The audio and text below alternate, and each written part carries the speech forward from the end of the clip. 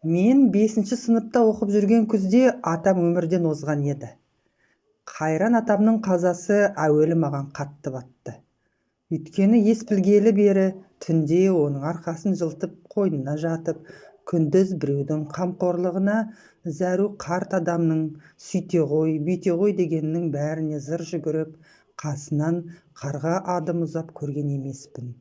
Енді бір үйде өзімді жалғыз қалғандай сезініп, іштей жегідей желініп әзер жүрмін.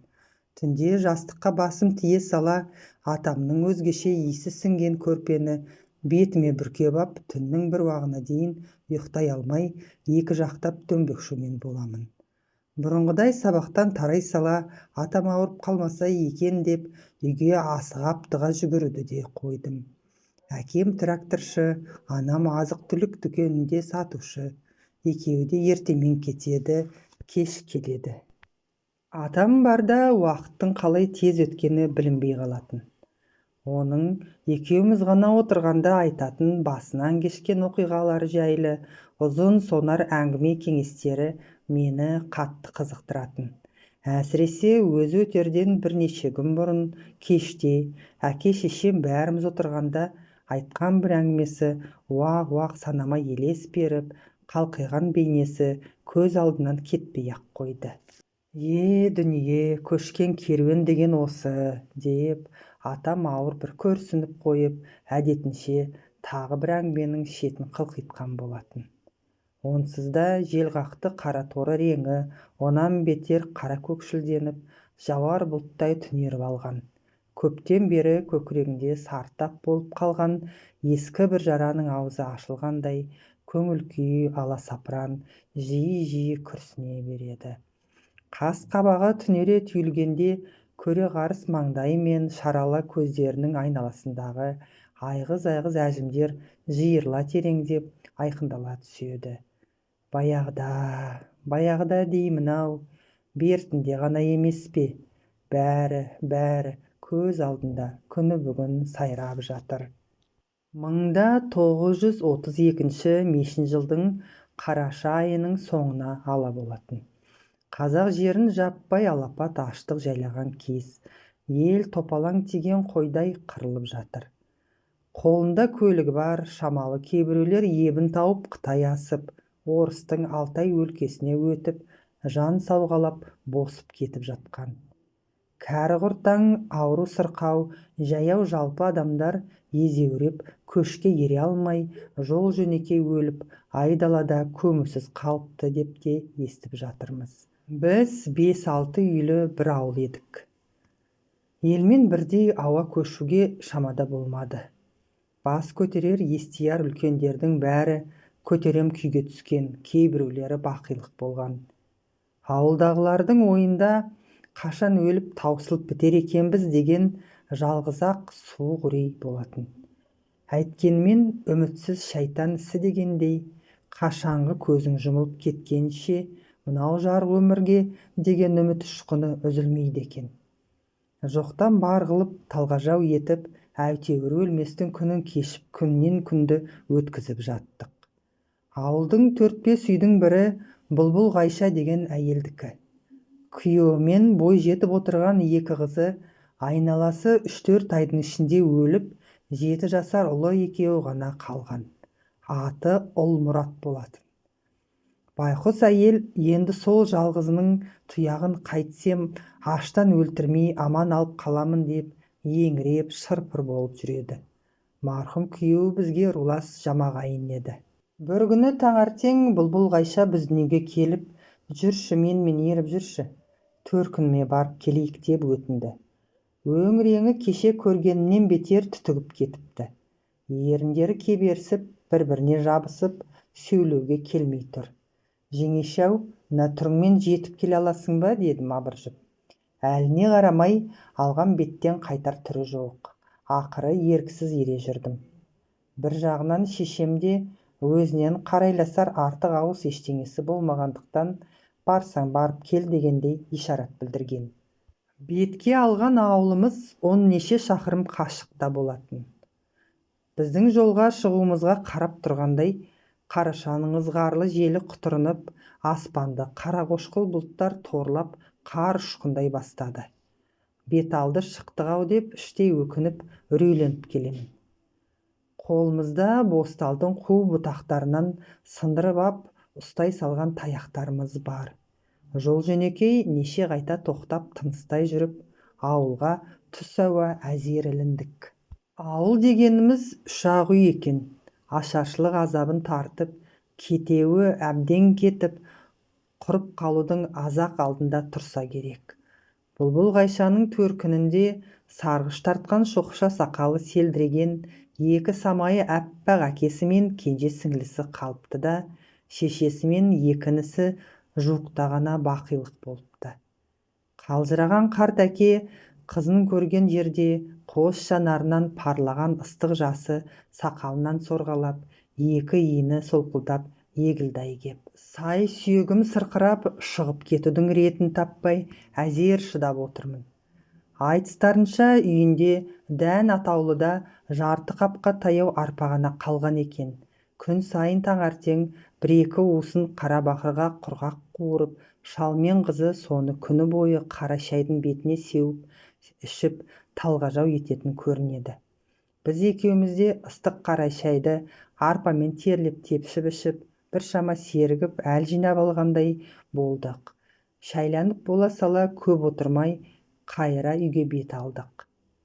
Төркіні Бұлбұл Ғайшаға бір табақтай шикі арпа мен қос уыстай қуырылған арпа беріп шығарып салды.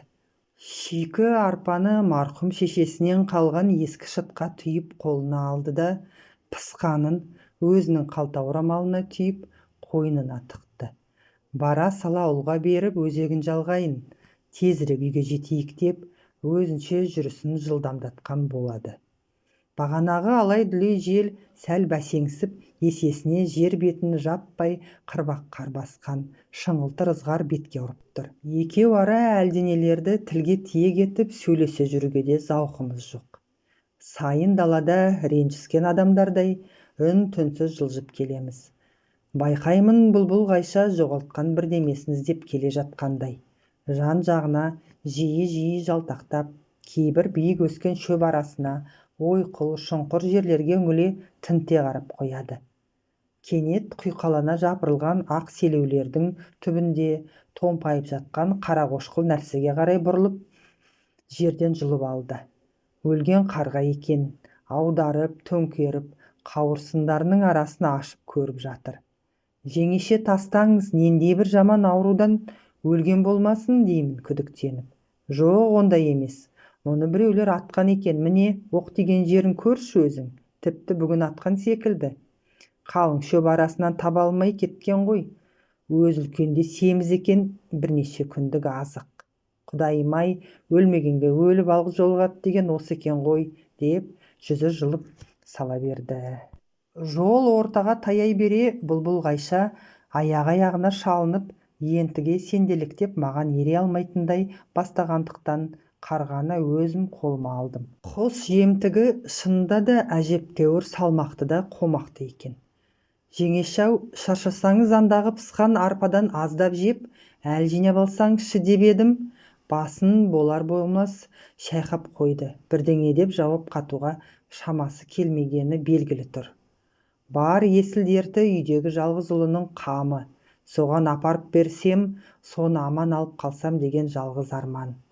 Қолтықтап, сүйемелдеп келе жатыр едім, кенет қос тізесі бүгіліп, қиралаңдап барып, қырындап құлай кетті. Көздерінің ағы шарасынан шығып, алақ-бұлақ етіп, қол-аяғының сіңірлері тартылып, екі езуінен ақ көбік шығып, сиректеп қалды. Ен далада зәрем-зәр түбіне жетті. Жеңеше, не болды деп бақырып жатырмын.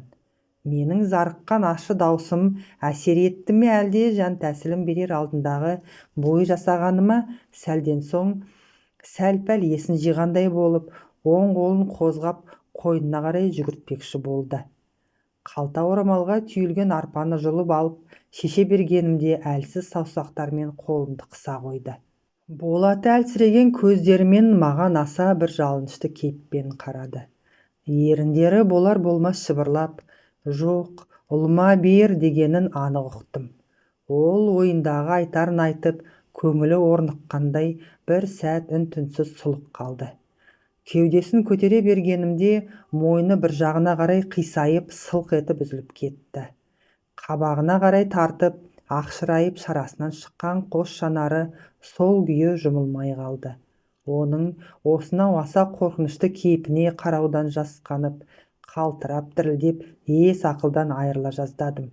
Айнала тым-тырыс, иен далада үрей құшағында жалғыз өзім. Үйге қарай зытып бергім келеді, бірақ оның да ретін таппадым. Енді қайттым, не істеу керек деп ақыл таппай тарығып сілейіп тұрмын.